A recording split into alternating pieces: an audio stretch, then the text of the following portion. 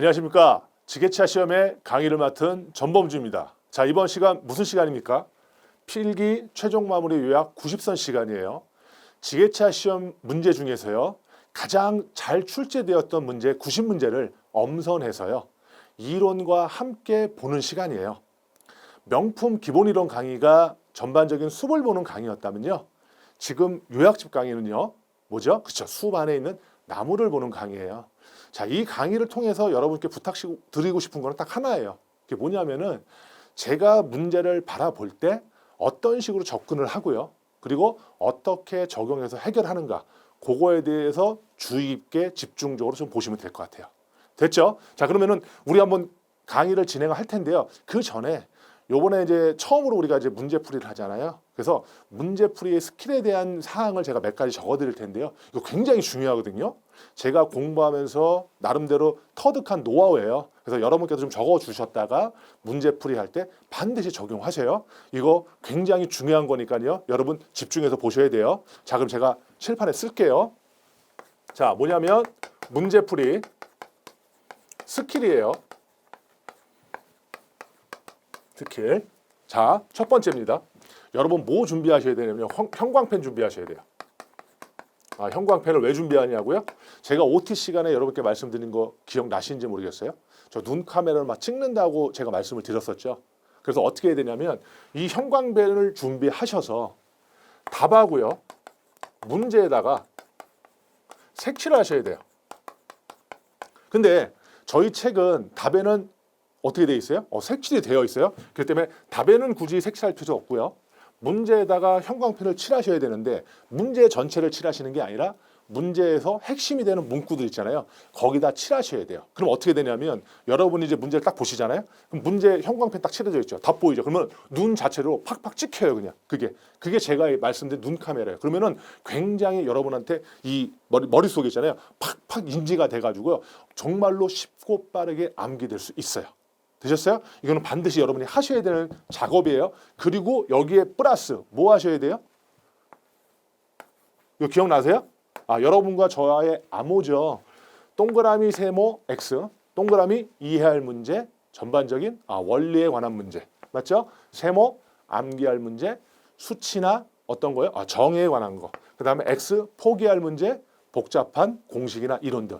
여기서는 나름대로 90문제를 엄선했으니까 이 X는 해당이 없겠네요. 맞죠? 그러면 동그라미 아니면 세모를 여러분께서 치셔야 돼요. 그래서 여러분이 그런 식으로 만드셔야죠. 동그라미 세모 X, 이거는 OT 시간에 제가 말씀드린 거죠. 그래서 요거를 한 번에 함께 진행을 하셔야 돼요. 됐어요? 그 다음에 두 번째예요. 두 번째 뭐냐면은 저희 지게차 시험의 출제 방식이 어떤 출제 방식이죠? 그래. 문제은행식이에요. 자, 문제은행식이라는 건 뭐예요? 기존에 기출되었던 문제 중에서 끄집어내서 재구성해서 다시 출제하는 거잖아요. 그래서 통상적으로 동일하고 유사한 것들이 약 한 70%가 출제되죠. 맞죠? 그러다 보니 우리는 똑같은 문제에 똑같은 답을 우리가 공부하는 거잖아요. 그럼 우리가 시험 볼 때 제일 중요한 게 뭐예요? 답이 중요한 거예요? 문제가 중요한 거예요? 우리가 뭐에다 체크를 하죠? 답에다 체크하잖아요. 결국 이 문제은행식 방식으로 출제되는 이 상황 속에서 우리는 뭐예요? 이 답에 굉장히 집중을 해서 여기를 외우려고 노력을 하셔야 된다는 얘기예요. 무슨 얘기냐?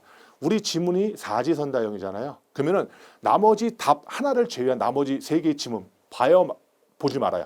보지 말라는 얘기예요. 왜? 우리는 답이 중요하니까 답만 보라는 얘기예요. 그래서 이거 굉장히 중요한 얘기예요. 앞으로 여러분이 이제 문제를 제가 풀어갈 때는 문제와 뭐만 봐요? 답만 봐요. 근데 그 중에는 한 3%에서 5% 정도는 뭐냐?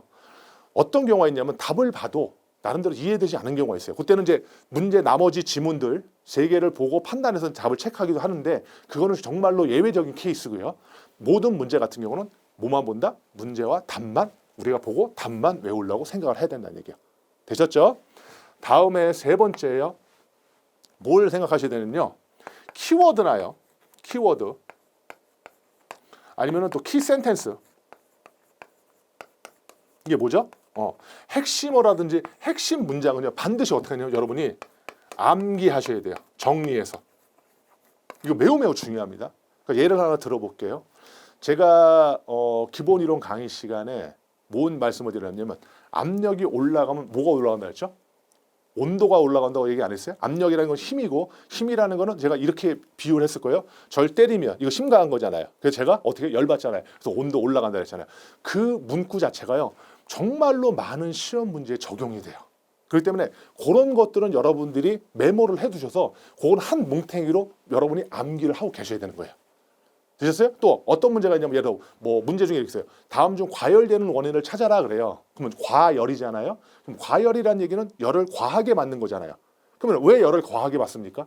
내가 열 받은 만큼 내가 열을 방출하지 못하기 때문에 내가 과열되는 거잖아요. 그러면 과열이라는 단어를 통해서 핵심 키워드는 뭐예요? 그렇죠. 열 방출이 안 된다는 게 핵심 키워드잖아요. 그래서 그걸 가지고 나름대로 확산시켜서 우리가 풀 수 있는 문제들이 너무나 많단 말이에요. 그래서 그런 것들은 제가 문제를 풀면서 여러분께 말씀을 드려요. 그러면 그거는 제가 써두는 거 메모해 두셨다가 그거는 반드시 여러분이 암기하셔야 돼요.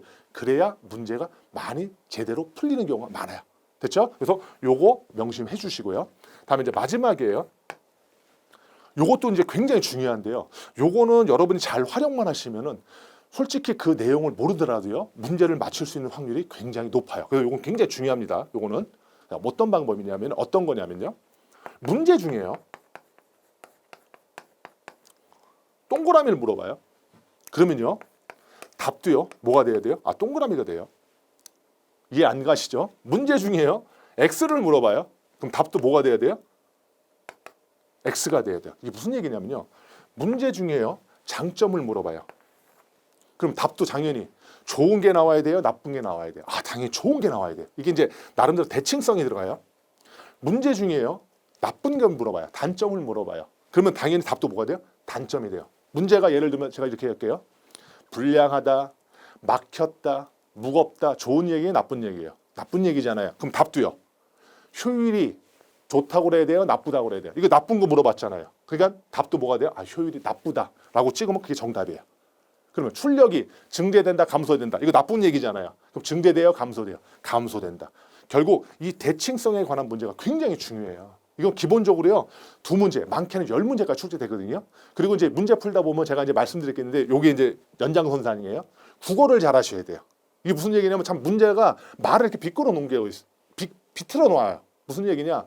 다음 중 단점이 아닌 것은 그러면 이거 뭘 얘기하는 거예요? 아, 문제 중에 장점, 동그라미를 물어본 거고요. 다음 중 장점이 아닌 것은 그럼 장점이 아니니까 반대죠. 단점 X를 물어본 거거든요. 그래서 그거는 좀 국어적인 어떤 그런 거가 좀 필요한데 그거는 이제 문제를 풀면서 제가 여러분께 말씀드릴 테니까요. 요 네 가지예요. 요 네 가지는 반드시 메모를 해두셨다가 여러분께서 문제 풀 때 적용을 하셔야 돼요. 아셨죠? 자, 그러면은 우리 이제 뭐 들어가요? 진도 한번 나가 볼게요. 자, 요약 90선이에요. 한번 제가 문제를 한번 풀어보도록 하겠습니다. 자, 1번이에요. 보호구 관한 거예요. 보호구. 자, 문제 봐요. 자, 출제횟수 6번이나 됐어요. 감전되거나 전기 화상을 입을 위험이 있는 작업에서 제일 먼저 작업자가 구비해야 할 것은 뭐냐? 답은 뭐예요? 보호구예요. 자, 문제와 뭐 봐요? 나머지 봐요, 안 봐요? 안 봐요. 뭐예요? 답만 봐요. 그리고 저는 색칠되어 있잖아요. 그러면은 제가 요거 한번 예를 들어드릴게요. 뭐 형광펜 칠해야 된다고 했잖아요. 저희 책은 답엔 색칠되어 있으니까 형광펜 칠할 필요 없고요. 맞죠? 어디에다가요? 예를 들면 어디에? 감전되거나 전기 화상을 위험이 있는 작업자가 구비해야 할 것. 이런 식으로 형광펜을 쳐놓으면 이걸 보면서 당연히 이걸 떠올릴 수 있겠죠. 됐죠? 그 작업을 하셔야 된다는 얘기예요. 자, 감전되거나 전기 화상 입을 작업에서 뭘 해야 돼요? 작업자가 구비해야 될 거 뭐예요? 보호구. 뭐예요? 답 뭐예요? 보호구. 뭐예요? 보호구. 됐죠? 자, 그럼 다음 문제 넘어가요. 말 그대로 어떻게 보면 이게 정의에 가까운 문제죠. 그냥 단지 암기하면 돼요. 됐죠? 자, 2번째요. 장갑을 착용하지 않아야 하는 작업이에요. 자, 문제 봐요. 일반적으로 장갑을 착용하고 작업을 하게 되는데 안전을 위해서 오히려 장갑을 사용하지 않아야 하는 작업. 무슨 작업이에요? 해머 작업. 제가 이론 시간 설명해 드렸어요. 어떻게 설명해 드렸죠? 연정, 즉 사모하는 거죠. 연정하면 해진 장갑도 다 드릴게요 라고 했어요. 맞죠? 다 뭐예요? 해머 작업. 그렇죠? 이런 식으로 그냥 찍고 넘어가는 거예요. 다음 3번이에요. 자, 화재의 분류. 요거 제가 설명할 때 드렸어요, 안 드렸어요? 드렸죠. 근데 요거는 이제 문제에서 많이 출제가 되니까 제가 다시 한번 좀 설명을 드릴게요. 요거는 문제 보기 전에. 자, 보세요. 어떻게 했죠? 일본에서. 맞죠? 유전이 발견됐는데 금하고 뭐 나왔대요? 가스 나왔대요. 요 주방가지까지는 보지 않으셔도 돼요. 그래서 어떻게 됐죠? 급수가 영어로 A, B, C, D, E. 기억나세요? 그 다음에 뭐 설명드렸죠? A급은 뭐랬어요? 뭐가 남는 작업, 저 화재라고 그랬죠? 가연물이 남는, 즉 재가 남는 화재, A급 화재. 그래서 무슨 화재라고 했어요? 보통 화재. 기억나셔요? 그 다음에 유리 화재, B급 화재는 가연물이 남지 않는 화재. 그렇죠? 근데 유리 화재는 뭐로 소화하면 안 된다? 그렇죠. 물하고 기름은 섞이지 않으니까 물에 관련된 소화기로 화재를 껐을 때는 어떻게 된다 했어요? 화재면이 확대돼 가지고 오히려 더 위험하다 해서 물에 관련된 소화기 쓰지 말라고 얘기를 했고. 맞죠? 기억나실 거예요. 그다음에 전기 화재. 전기 화재에서는 어떤 소화기가 가장 적응성이 크다고 했어요? 질식 소화인 이산화탄소 소화기가 가장 적응성이 컸다. 그런데 그 대신 제가 우리 뭐라고 했어요? 전당포라고 얘기했어요. 전당포 물건 주고 돈 빌리는 데 그랬죠. 우리 전당포 가지 말라고 그랬잖아요. 그래서 전기 화재는 절대 쓰지 말아야 될 소화기보다 포마일 소화기다. 무슨 소화기다? 포마일 소화기다. 여기까지 제가 설명을 드린 것 같아요. 맞죠? 그래서 그 정도만 보시면 충분히 가능하지 않을까 생각이 들어요. 자, 그러면 다음 문제 한번 봐봐요. 자, 보통 화재라고 하며 목재, 종이 등 일반 가연물의 화재로 분류되는 것은, 자, 보통 화재 무슨 화재였어요? 일반 화재. 맞죠? 무슨 급 화재예요? A급 화재. 답 1번. 됐죠? 자, 두 번째, 화재의 분류에서 무슨 화재예요? 전기 화재. 전기 화재 1번에서 뭐가 발견됐다? 유전. 세 번째네요. A, B, C. C급 화재. 됐죠? 간단하게 여러분이 알고 넘어갈 수 있는 거예요. 다음에 이제 4번이에요. 기타 화재 관련이에요. 자, 문제 한번 봐요. 유료 화재 시 소화 방법으로 뭐예요? 부적절한 거예요. 부적절한 거. 안 맞는 거. 맞죠? 다 뭐예요? 다량의 물을 부어 끈다. 말도 안 된댔어요. 왜요? 기름하고 물은 섞여야 안 섞여요. 안 섞이기 때문에 잘못해가지고 물과 관련된 소화기를 썼을 때는 화재면이 확대돼서 더 위험하다고 그랬어요. 그래서 물로 꺼서 쓸 수는 물로 부어서 끌 수는 없다고 얘기했어요. 그래서 답은 2번이 되는 거예요. 다음 5번 봐요. 자, 복스렌치. 자, 문제 봐요. 복스렌치를 오픈핸드 렌치보다 많이 권장하여 사용하는 가장 적합한 이유를 물어봤어요. 자, 여기서는 요 그림 하나만 보시면 돼요. 자, 오픈핸드 렌치는 어떻게 생겼냐면요. 렌치가 이렇게 생겼어요. 이렇게 생겼어요. 이게 이제 오픈핸드 렌치예요. 오픈핸드 렌치가 이렇게 생겼어요. 이런 식으로 해서 이제 이렇게 뭐랄까 너트 이렇게 끼워가지고 이렇게 돌려 잡아 당기고 조이고 하거든요. 저 풀고 조이고. 근데 복스 렌치는 어떻게 생겼냐면요. 이렇게 생겼어요. 결론은 뭐냐면요. 둥근 데 안에 이렇게 딱 고정이 돼가지고요. 이게 빠지지 않게 돼 있어요. 그래서 어떻게 되냐. 이걸 가지고 보시면 어떻게 하냐. 볼트와 너트 주위를 완전하게 이렇게 싸게 되어 있어요. 그래서 사용 중에 미끄러지지 않는 게 이게 바로 무슨 렌치예요? 이게 복스 렌치예요. 됐죠? 요거는 요 그림만 하나만 알고 계시면 당연히 풀 수 있는 문제. 됐죠? 왜 복스 렌치냐? 말 그대로 완전히 주위를 싸게 될 수 있어가지고 미끄러지지 않는다. 됐죠? 자, 다음 문제 봐요. 자, 운반 작업 시 안전수칙. 자, 안전수칙, 안전점검 이런 거 전부 다 무슨 문제라 했어요? 상식적인 문제예요. 문제 봐요. 자, 중량물 운반에 대하여 설명으로 틀린 거예요. 틀린 거. 답 봐요. 흔들리는 중량물은 사람이 붙잡아서 이동하다. 자, 사람이 붙잡아서 이동하면 어떤 길이 생겨요? 굉장히 위험하죠. 자, 상식적인 문제. 맞죠? 답 몇 번이에요? 4번. 됐죠? 자, 7번이에요. 크레인으로 물건을 운반 시 주의사항. 자, 문제 봐요. 기중기로 물건을 운반 시 주의할 사항으로 잘못된 거예요. 답 봐요. 2번. 규정 무게보다 약간 초과할 수 있다. 초과하면 돼야 안 돼요. 초과하면 굉장히 위험하죠. 허용 하중을 초과하면 말 그대로 낙할 수도 있고 되게 위험해요. 그래서 허용 하중은 절대 초과하면 안 돼요. 말이 안 돼요. 답 몇 번이에요? 2번. 상식적인 문제예요. 자, 8번이요. 가스 용접의 안전사항이에요. 자, 문제 봐요. 아세틸렌 용접기에서 가스가 누설되는 가를 검사하는 방법으로 가장 좋은 거 무슨 검사예요? 비눗물 검사예요. 뭐요? 비눗물 검사. 요즘에는 그 집에 그 도시가스인가요? 그거 새는 거 보면은 그 이제 검사하러 검침원 분들이 오시잖아요. 그러면 이제 이런 센서 가지고 찍기도 하는데 요거는 이제 대부분 어디서 많이 또 사용되는 좀 비슷한 영역이에요. 여러분도 그 타이어 펑크 나잖아요. 펑크 나면은 그 정비업소 가잖아요. 그러면 그분들이 뭐 하시는지 아세요? 타이어 대고요. 거기다가 비눗물 막 칠해요. 그럼 펑크난 곳에다 뭐가 이래요? 비눗물 거품이 이렇게 올라와요. 맞죠? 그거를 연상하시면 답은 당연히 1번이라고 생각할 수도 있어요. 자, 용접기에서 가스 누설되는가 검사하는 거 비눗물 검사. 됐죠? 자, 9번이에요. 가스 용접 시 가스 용기 호스 도관의 도색 구분. 자, 문제. 가스 용접 시 사용되는 산소 호스는 어떤 색인가? 답은 뭐예요? 아, 녹색이에요. 자, 요거는 좀 제가 하나 말씀을 드릴 테니까 좀 여러분이 좀 필긴 해두신가? 아니면 그걸 좀 잡아 놓으세요. 두 문자 형식으로 제가 말씀드릴 테니까요. 자, 가스 용기하고 호스에 대한 색깔을 물어보는 거예요. 제가 여러분께 여쭤봐요. 자, 산은 원래 무슨 색깔이에요? 산, 강, 바다 할 때 산은요. 원래 무슨 색깔이에요? 아, 녹색이에요. 원래 산은 무슨 색깔이냐면 녹색이에요. 무슨 말인지 아세요? 산은 원래부터 녹색이에요. 그래서 가스 용기나 호스는 둘 다 뭐예요? 아, 녹색이에요. 그리고요, 제가 잘 살아가지고요. 이거 이제 상상 한번 해보세요. 제가 잘 살아서 저희 집에 노비가 있었어요. 노비가. 근데 걔가 아이였어요. 꼬마 아이였는데 걔네 부모가 죽었어요. 그래서 이 아이를 제가 너무 불쌍하잖아요. 그래서 간호지만 집안의 노비지만 제가 호적에 입적했어요. 다시요. 제가 부자여서 저희 집에 노비가 있었어요. 근데 꼬마 아이가 있었어요. 근데 걔네 부모가 죽었어요. 그래서 그 아이를 저희 집에 간호, 즉 저희 집에 노비지만 불쌍해서 제가 호적에 입적을 했어요. 자, 아세틸렌은요. 보세요. 아세틸렌은 뭐예요? 가요. 가스 용기가 무슨 색깔이에요? 노란색이고요. 호적에 입금했어요. 호스는 무슨 색깔이에요? 아, 적색이에요. 그냥 이런 식으로 외우셔야 돼요. 됐죠? 다시요. 산은 원래 무슨 색깔이에요? 아, 녹색이에요. 산소는 그 녹색이고요. 아이를 내가 간호로 호적에 입금시켰다. 됐죠? 이 정도만 하면 이 문제 바로 풀 수 있어요. 됐죠? 다음 문제 가요. 10번. 폭발 우려가 있는 가스 발생 장소에서의 준수사항.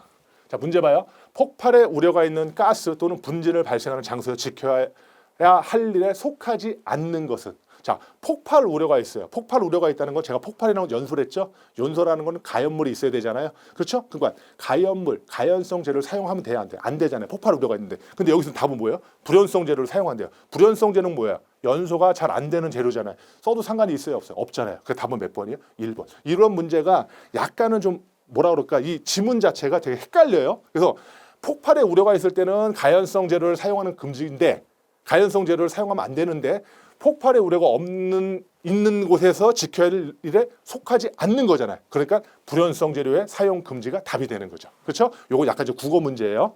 그거 좀 잘 한번 제 말씀 듣고 잘 한번 생각해 보시면 답이 1번인 걸 여러분이 아실 거예요. 자, 다음 문제요. 자, 11번. 벨트 취급에 대한 안전 사항이에요. 자, 문제 봐요. 벨트 취급에 대한 안전 사항 중 뭐예요? 틀린 거예요. 답은 몇 번이에요? 2번이요. 자, 벨트의 회전을 정지할 때 손으로 잡고서 한다. 말이 돼야 안 돼요. 상식적인 문제죠. 벨트가 막 돌고 있는데 그거를 내가 딱 잡아요? 너무 위험하잖아요. 말도 안 되는 거. 답 2번이에요. 이런 문제들이 여러분이 이제 풀치다 보면 굉장히 많이 나오거든요. 그러니까 이런 거 그냥 거저 먹는 문제예요. 그럼 무조건 반드시 맞춰야 되는 거고. 다음 문제요. 벨트를 풀리가 뭐예요? 도로에라고 쳐요. 걸 때는 어떤 상태에 걸어야 되는가? 벨트를 풀리에 걸려면 그거 멈춰 있는 상태로 걸어야 되죠? 답 몇 번이에요? 당연히 1번이겠죠. 그렇죠? 뭐 회전시키면서 건다? 말도 안 돼요. 뭐 서커스 하는 거 아니에요. 당연히 회전을 중지시키로 걸어야 되겠죠. 답 1번. 자, 12번. 기계장치 및 동력 전달장치 개통에서의 안전 수칙이에요. 이것도 약간 상정이 되게 많다 그랬어요. 자, 동력 전달 장치 중 재해가 가장 많이 발생할 수 있는 건 뭐냐? 자, 동력 전달 장치는 어떤 거죠?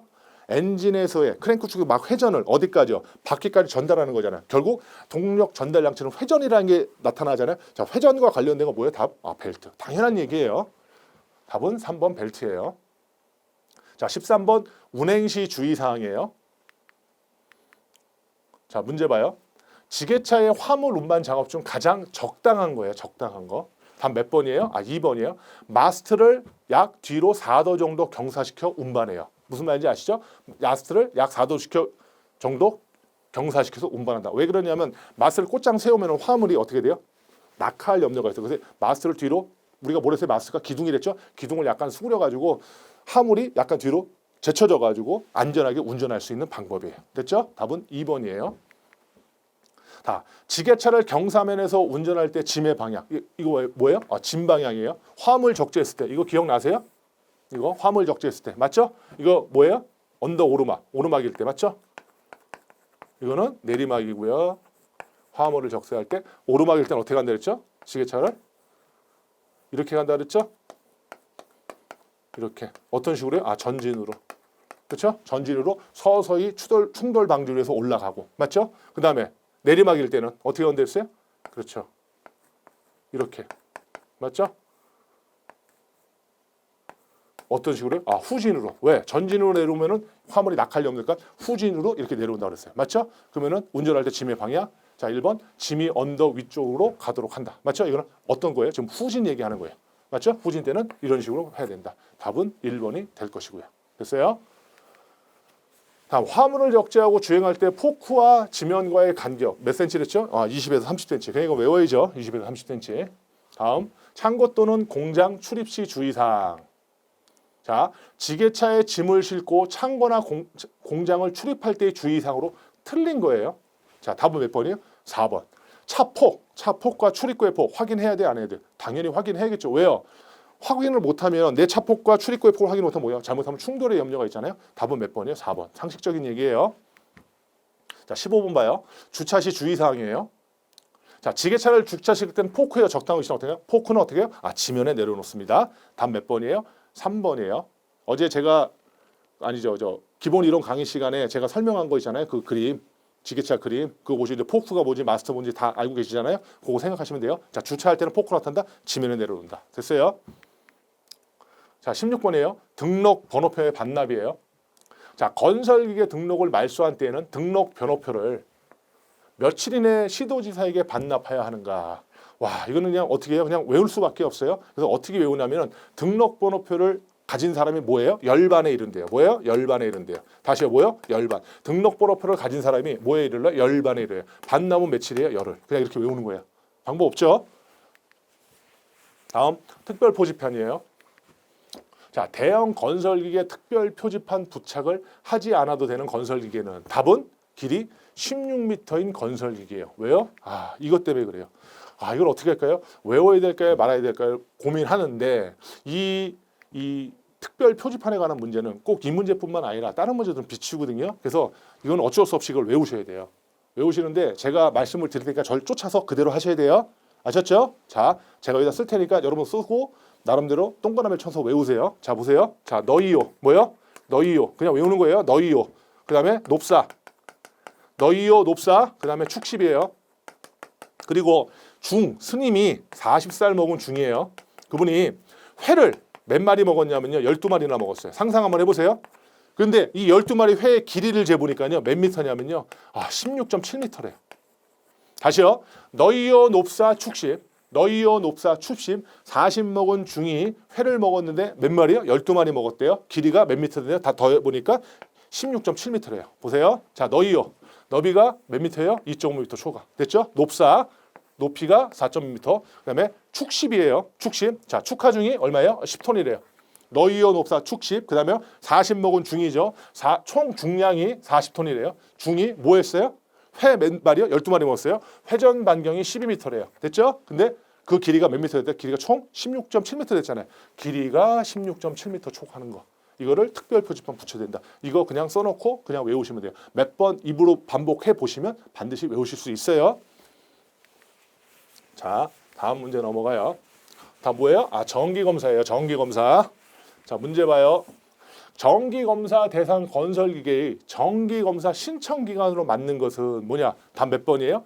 건설기계 정기검사 유효기간 만료일 전후 30일. 뭐요? 만료일 전후 30일. 뭐요? 만료일 전후 30일 이내에 신청한다. 어떻게 해요? 그냥 외울 수밖에 없어요. 맞죠? 법이라는 거는 이해할 수도 없고 암기할 수도 없어요. 양이 너무 많기 때문에. 문제 답을 외울 수밖에 없어요. 자, 정기검사 신청기간 만료일 전후 30일, 만료일 전후 30일 그런 식으로 계속 반복하시면 돼요. 답 3번이에요. 그리고 제가 여기서 한 말씀 드릴게요. 너무 안 외워진다고 스트레스 받지 마세요. 한 번에 어떻게 잘 외워지는 사람이 어디 있겠어요? 어떻게 해요? 아까 제가 서두에 말씀드린 것처럼 형광펜 칠하고 나름대로 계속 반복하다 보시면 자연스럽게 이건 눈에 찍히거든요. 그럼 자연스럽게 외워지는 거예요. 너무 암기에 스트레스 받지 마시라고 제가 다시 한번 말씀드립니다. 자, 다음 문제 봐요. 자, 구조 변경 범위 등 건설기계의 구조 변경 범위에 속하지 않는 거예요. 답 몇 번이에요? 적재함의 용량 증가를 위한 변경. 요것도요. 요게 지금 굉장히 시험 문제 많이 나와요. 근데 뭐가 많이 나오냐면요. 요거 할 수 없는 것들이 되게 많이 나와요. 지금 여기 말씀드린 것처럼. 그래서 요 할 수 없는 거는 한번 어떻게 해요? 외워놓으면 좀 편할 것 같아요. 제가 말씀을 드리니까 그것도 아까처럼 써놓으시고 외우시면 돼요. 혹시 그 장미여관 아세요? 그 그룹인가요? 거기 뭐 육중환이라고 있어요. 맞죠? 육중환 씨인가요? 그 사람이요. 핸드폰을 가지고 있었는데 핸드폰을 이제 기종을 변경하려고 그래요. 근데 갔는데 핸드폰 좀 기종 변경을 갔는데 그 직원이 뭐라 그러냐면 당신은 적용이 안 된 데서 못 해줬어요. 다시요. 장미여관의 육중환 씨예요. 육중환 씨가 핸드폰을 기변을 변경하러 갔어요. 근데 거기 직원이 뭐라 그래요? 당신은 적용 대상이 아니기 때문에 안 된다라고 얘기를 했어요. 요것만 알고 계시면 구조 변경 범위 등에 해당이 안 돼요. 장미여관의 육중환이에요. 육상 작업용 건설기계 규격의 증가. 그렇지? 육중환이 기변이잖아요. 건설기계의 기종 변경. 그렇죠? 갔는데 당신은 적용이 안 된대잖아요. 적재함의 용량 증가는 어떤데요? 적용이 안 된다. 없음. 이런 식으로 외우시면 가장 확실할 거예요. 됐죠? 요건 제가 써드린 거 그냥 써놓고 계속 반복하다 보시면 그냥 외워져요. 그래서 답은 적재함의 용량 증가를 위한 변경이 안 되는 거예요. 다음 20번이요. 건설기계 대여업이에요. 자, 건설기계 대여업에 등록을 하려는 자는 국토교통부령이 정하는 서류를 첨부하여 건설기계 대여업 등록 신청서를 어디에 제출해야 돼요? 시장군수구청장. 어디요? 시장군수구청장. 자, 대여업 등록 신청서는 어디에다 제출한대요? 시장군수구청장. 방법이 없죠? 외우셔야 돼요. 자, 21번. 1년 이하의 징역 또는 1천만 원 이하의 벌금. 내용이 많아요. 자, 문제 봐요. 건설기계 관련법상 건설기계 조종사 면허를 받지 아니하고 건설기계를 조종한 자에 대한 벌칙은 뭐예요? 3번 1년 이하의 징역 또는 1천만 원 이하의 벌금. 제가 이거 기본 이론 시간에 말씀을 드렸어요. 조종사 면허 받지 않고 하면은 뭐가 된다? 1년 이하의 징역, 1천만 원 이하의 벌금. 그래서 요거 하나 팁을 하나 알려드릴게요. 이거 원래 어차피 이거 문제 잘 나오는 거거든요. 나오는 건데 이걸 다 외울 수가 없잖아요. 근데 여기를 자세히 보니까요. 요거 하나 팁이랬어요. 건설기계 조종사, 건설기계 조종사, 건설기계 소형 건설기계 조종사, 면허 조종사 맞죠? 결국 요 조종사에 관련된 거는 대략 어떤 거예요? 벌칙이 1년 이하의 징역 또는 1천만 원 이하의 벌금이다. 그거 하나 그냥 팁으로 하나 써놓으시고 가져가시자고요. 되셨죠? 다음이요. 신호기의 표시예요. 자, 문제 봐요. 정지선이나 횡단보도 및 교차로 직전에서 정지하여야 할 신호로 만든 것은 이건 상식이잖아요. 맞잖아요. 정지선이 언제 멈춰요? 빨간불일 때. 그 다음에 황색불 바뀌었을 때. 다음 몇 번이에요? 3번. 다음 신호 또는 지시에 따를 의무예요. 문제 봐요. 도로교통법상 가장 우선하는 신호. 누구예요? 경찰 공무원의 수신호. 맞죠? 신호등이 있더라도 거기에 경찰 공무원이 말 그대로 지시하면 거기에 따라야 되는 거죠. 맞죠? 신호가 막혔을 신호기가 망가졌을 때든 아니면은 신호는 켜져 있는데 그냥 차량이 막혔을 때 차례 경찰 공무원이 거기 막 수신호 하잖아요. 그게 1순위라는 거. 됐죠? 다음 차로에 따른 통행 부분이에요. 자, 편도 4차로 자동차 전용 도로에서 굴삭기와 지게차의 주행 차선은 지게차 같은 경우는 통상 한 10km/h를 초과하지 못하잖아요. 굉장히 느리잖아요. 느리니까 어떻게 해야 돼요? 결론은 중앙선을 중심으로 1차로, 2차로, 3차로, 4차로잖아요. 1차로, 2차로, 3차로, 4차로 가잖아요. 그러면 가장 느리니까 어디로 가요? 차량 느리니까 맨 꼬레비로 가야죠. 몇 층이요? 4차로로 가야죠. 답 1번이요. 자, 정차 및 주차의 금지예요. 자, 문제 봐요. 다음 중 정차 및 주차가 금지되어 있지 않는 장소는 뭐래요? 경사로의 정상 부근이래요. 나머지 봐요, 안 봐요? 안 봐요. 왜요? 경사로의 정상 부근이 뭐래요? 앞지르기 금지 장소래요. 뭐래요? 경사로의 정상 부근이 앞지르기 금지 장소지 주정차 금지 장소가 아니래요. 경사로의 어디래요? 정상 부근은 뭐예요? 주정차 금지 장소가 아니고 앞지르기 금지 장소. 됐어요? 확인하고 가시면 될 거예요. 눈을 자꾸 찍으세요. 다음에 교차로의 가장자리 또는 도로의 모퉁이로부터 관련법상 몇 미터 이내의 장소에 정차 또는 주차를 해서는 안 되는가? 몇 미터래? 5미터. 몇 미터래? 5미터. 몇 미터래? 5미터. 뭐예요? 참 배고파요. 뭐예요? 배가요. 굉장히 교차로가 5예요. 네? 이런 식으로 기억하시면 돼요. 이거 나중에 생각날 수 있어요. 여러분 답 5미터 찍으면은 저는 그냥 그걸로 만족이에요. 배고파요. 됐죠? 다음 술에 취한 상태에서의 운전금지. 자, 다음 중 도로교통법상 술에 취한 상태의 기준은 혈중 알코올 농도가 몇 %예요? 0.03% 이상. 이거 법 개정됐다고 그랬죠? 2019년 6월 25일부로 원래는 0.05%였는데 0.03% 이상. 그렇죠? 요거 중요하니까 잘 기억하세요. 0.03% 이상. 다음 사고 발생 시 조치예요. 자, 현장에 경찰 공무원이 없는 장소에서 사고와 물건의 손괴를 입힌 교통사고가 발생했을 때 가장 먼저 취할 조치. 가장 먼저 뭐 해야겠어요? 당연히 사람 구하고 공무원한테 신고해야겠죠. 맞죠? 이것도 상식적인 거죠. 즉시 사상자를 구고하고 경찰 공무원에게 신고한다. 답 3번. 자, 사행정 사이클의 기관의 작동 원리예요. 흡입, 압축, 폭발, 배기. 맞죠? 자, 문제 봐요. 압축 말 연료 분사 노즐로부터 실린더 내로 연료를 분사하여 연소시켜 동력을 얻는 행정. 무슨 행정이에요? 압축 말이잖아요. 압축 행정 다음이라는 얘기죠. 뭐예요? 흡입, 압축, 폭발, 배기. 그렇게 외우시던가. 맞죠? 근데 압축 다음이 뭐예요? 폭발 행정. 맞죠? 연소 팽창 행정, 동력 행정. 답 1번이에요. 이거 제가 잘 말씀드렸었어요. 기본 이론 강의 시간에. 그래서 이거를 볼 때 뭐 흡입, 압축, 폭발, 배기 이런 식으로 외우셔도 되고 이 순서도 나와야. 그래서 어떻게 하느냐? 입, 다른 개는 입, 앞, 퍼, 빼. 뭐 이런 식으로 해가지고 앞문자만 따서 요 순서를 암기를 하셔도 되고요. 됐죠? 흡입, 압축, 폭발, 배기 아니면 입, 앞, 퍼, 빼 이런 식으로요. 자, 다음 문제. 크랭크축 기어와 캠축 기어와의 지름의 비 및 회전비. 맞죠? 문제 봐요.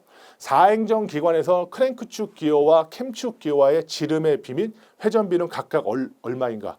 수치 나왔어요. 굉장히 좀 복잡해요. 이거 어떻게 해요? 그냥 외워야 돼요. 자, 제가 드리는 말씀 좀 한번 상상 한번 해보세요. 초등학교 4학년 이제 초등학교 4학년만 이제 행정실장이라고 있어요. 그래도 행정부의 그 짱인 사람이요. 행정실장이 교무실에서요. 그 선생님들을 딱 모아놓고요. 회의를 주재하고 있는데요. 굉장히 큰 목소리로 회의를 주재해요. 한번 상상을 했어요. 근데 그분 손가락에 뭐가 있냐? 반지를 끼고 있어요. 다시요. 4학년 행정실장이요. 교무실에서요. 회의를 주려는데요. 크게 회의를 주재하고 있어요. 근데 그분 손에 뭐가 꼈어요? 반지를 꼈어요. 자, 됐죠? 자, 보세요. 크랭크 축은요. 회전비가 2예요. 2고요. 지름은 반대래요. 됐죠? 그럼 보세요. 자, 크랭크 축과 캠축 기어비 물어봤죠. 근데 회전비가 어디예요? 뒤잖아요. 그러면 크랭크 축이 회전비가 2예요. 맞죠? 뒤편에서 어느 거죠? 그럼 뒤에 2가 되는 게 뭐 있어요? 이거 아니면 이거네요. 맞죠? 그런데 지름은 반대래요. 그럼 2와 반대가 1밖에 없잖아요. 답은 1번이 아니에요. 맞죠? 그럼 지름은 결국 회전비는 2지만 지름은 몇이에요? 1이라는 소리예요. 답은 몇 번이에요? 3번. 이런 식으로 쓸 수밖에 없어요.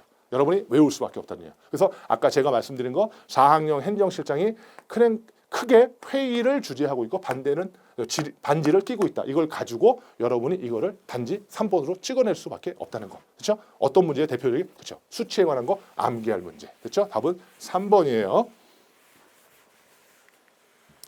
그다음에 30번. 디젤 기관에만 있는 부품이에요. 자, 디젤 기관의 전기 장치에 없는 것을 물어봤어요. 자, 답은 몇 번이에요? 스파크 플러그. 스파크 플러그 뭐예요? 점화 플러그. 이건 어디에만 있는 거예요? 전기 점화 장치, 불꽃 점화 장치. 그렇죠? 가솔린 기관에 해당되는 거죠. 디젤 기관은 상관이 없어요. 답 1번이에요. 참 숨가쁘게 달려왔네요. 그러면 우리 좀 잠시 쉬었다가 강의를 계속 진행하도록 하겠습니다. 잠시 쉬겠습니다.